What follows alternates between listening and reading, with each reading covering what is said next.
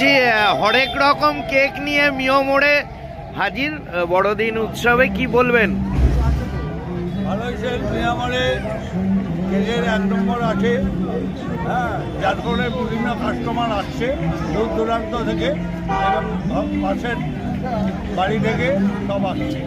এবং সব থেকে বেশি কোন আইটেমটা বিক্রি দেখলেন? কেক সব রকমই আইটেম। মানে ফ্রুট কেকের চলটা এবারে কি বেশি মনে হলো? সবই বেশি, ক্রিম কেকের চল, ফ্রুট কেকের চল সবই বেশি। সেই হিসাবে কোম্পানি কোয়ালিটি মেনটেন করে সব কেক প্রয়োজন মাফিক সেল মাফিক মাল পাঠিয়েছে। আচ্ছা, তার মধ্যে দেখলাম এখনো বেশ কিছু, যেটা আপনার প্রথম আউটলেট, যেটা এখানে দেখছি আরো একটা আউটলেট করেছে।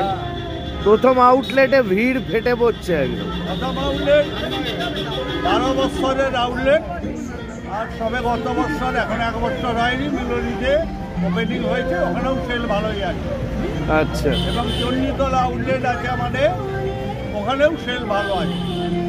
আচ্ছা, আর সবচেয়ে হাইয়েস্ট কত দাম? হ্যাঁ, সব থেকে হাইট হচ্ছে 950 টাকা royal food cake. Royal food cake কিরম বিক্রি হয়েছে ওটা? সব মাল সেল। আপনার নাম? আমার নাম চণ্ডীচল সামন্ত। মিয়া মোড়ে আমাদের 5খানা আউটলেট আছে। এমনি ডানকুনি চণ্ডীতলা ছাড়া আর কোথায় আছে? বোলপুরে আছে, শান্তিনিকেতন, বোলপুর। Thank you. বলছি ডানকুনিতে তো অনেক রকম কেকের দোকান, হঠাৎ মিও মোড়ে কেন? আমাদের কাছাকাছি মধ্যে করছি, আর এটাকে আমরা বেশি সামনাসামনি বলে বেশি।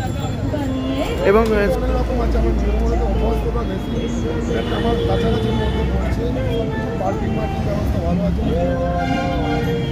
কি নাম আপনার? ম্যাডাম, কি বলবেন?